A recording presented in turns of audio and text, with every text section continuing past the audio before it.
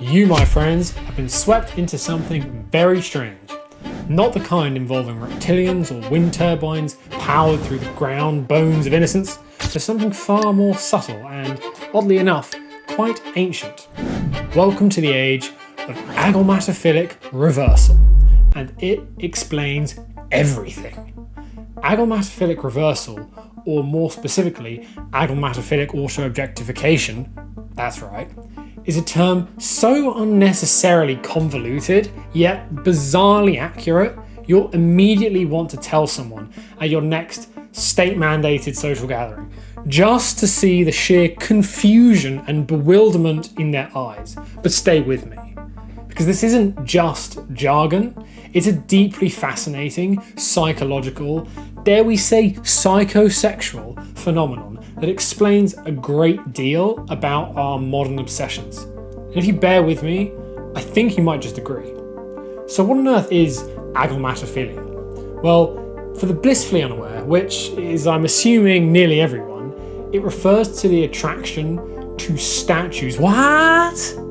Mannequins or immobile, typically human-like figures.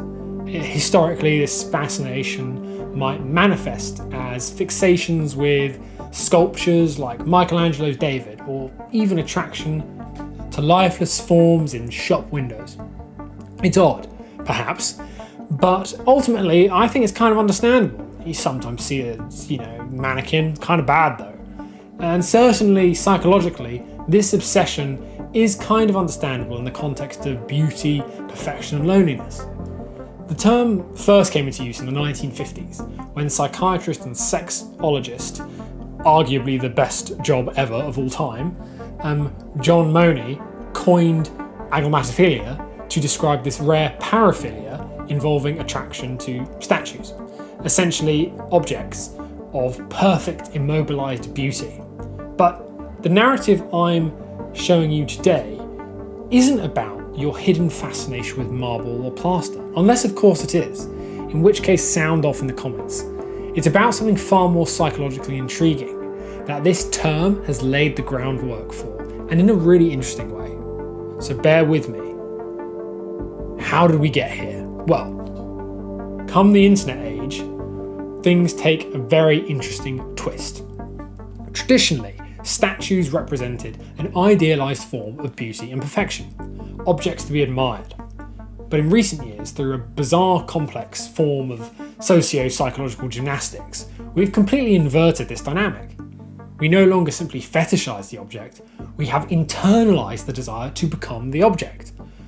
But it's not just typical objectification. This is done almost fetishistically. This inversion can be described as a reversal of the traditional case of agglomatophobia. More technically, we could understand this as agglomatophilic auto-objectification. Now bear with me here.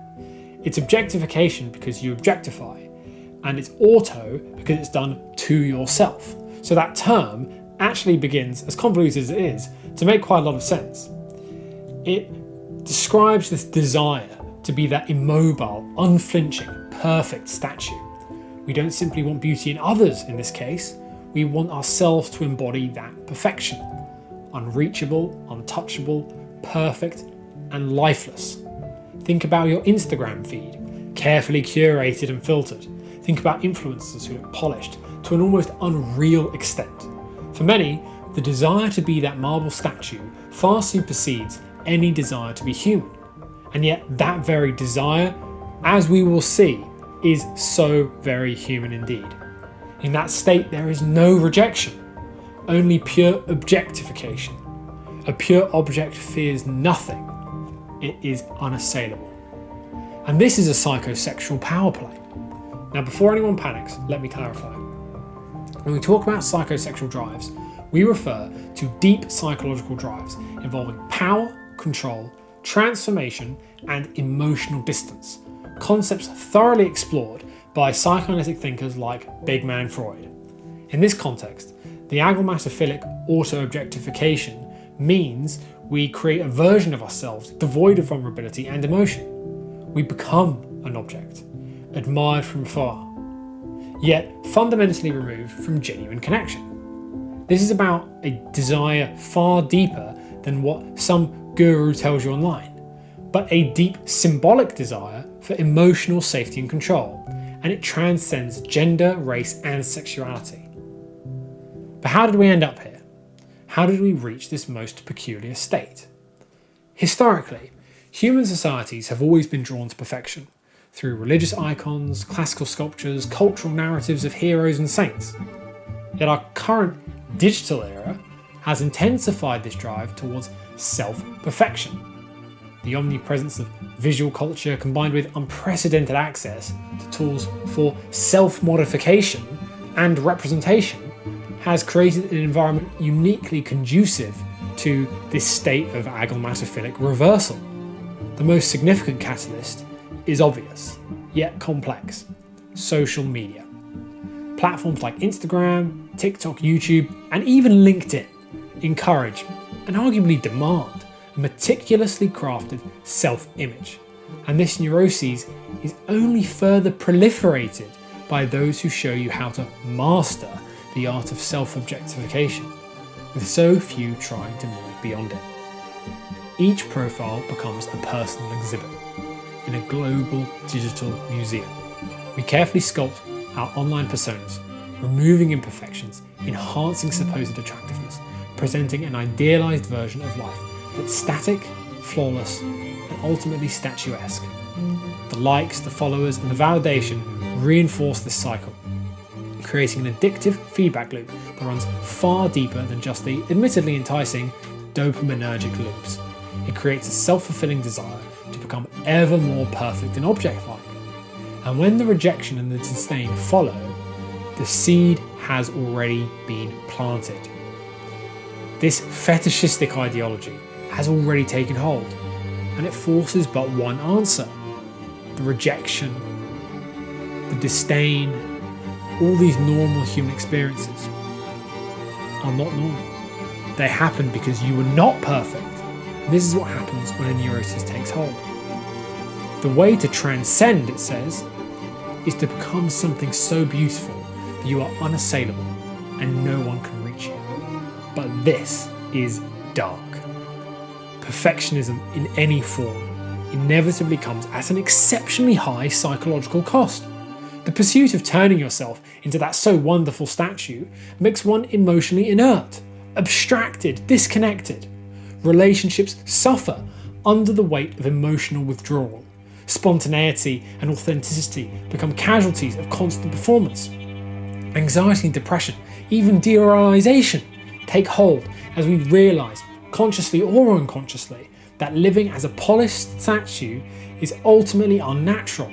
Yet, if that auto-objectification has taken hold, it seeks only to remedy the pain through further indulgence of the neuroses, and it is doomed to fail. Not because the beautiful form cannot be achieved, of course it can, but because the human psyche was not built to exist as an untouchable, emotionless, flawless marble figure, and so the cracks begin to form. Our fixation on becoming perfect shows that there's an underlying fear of genuine human existence, where it's messy, unpredictable, and mortal. The statues last far beyond our time. By abstracting ourselves into polished forms, we're attempting to transcend humanity's inherent imperfections and anxieties, and thus transcend being human altogether. Ironically, in doing this, we sacrifice all the qualities that make life meaningful and rewarding. This drive to become an object isn't purely the result of social media, but social media provides a mechanism for an unconscious, even sometimes conscious drive that is so rarely spoken about, and unfortunately, social media channels it into a deeply dark and dehumanizing way. But only by recognizing this can we begin to move beyond it. So how do we escape from the marble prison? How do you rehumanize yourself? Well, fortunately, this cycle isn't unbreakable. In fact, the fix is quite clear, and if you've stayed with me this long, you can see what's coming.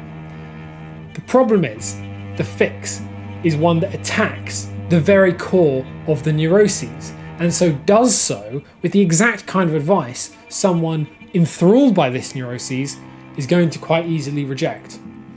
It's by abandoning the marble. It's by reclaiming your humanity. It involves embracing imperfection and vulnerability once again. You first recognise this algomatophilic reversal.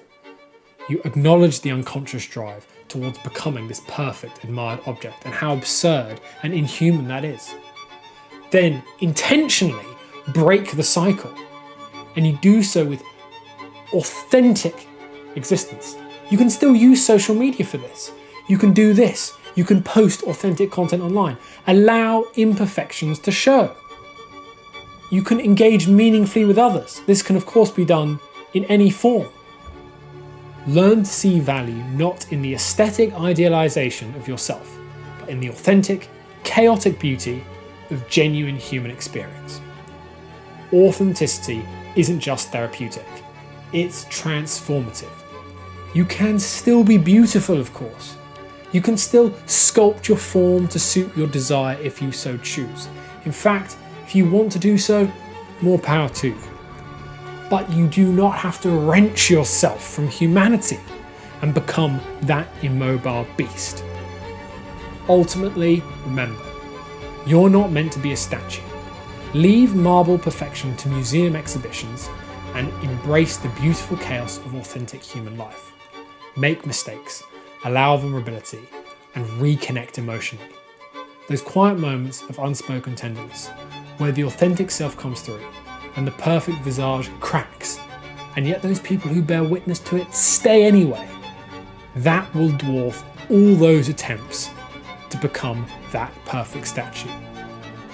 So thank you for joining me on this exploration, and if you're interested to see what strange tales my channel has to bring, stay tuned. As you return to your social media feeds, consider this. Are you becoming the exhibit, or are you living your life as the curator of genuine experiences? If you enjoyed this deep dive into our collective psychological quirks, please decimate that like button and reprimand that subscribe. Leave a comment and share your thoughts. Are you a recovering statue, or are you only now realising you've been standing still for far too long? Until next time, embrace life beyond the marble, and peace out.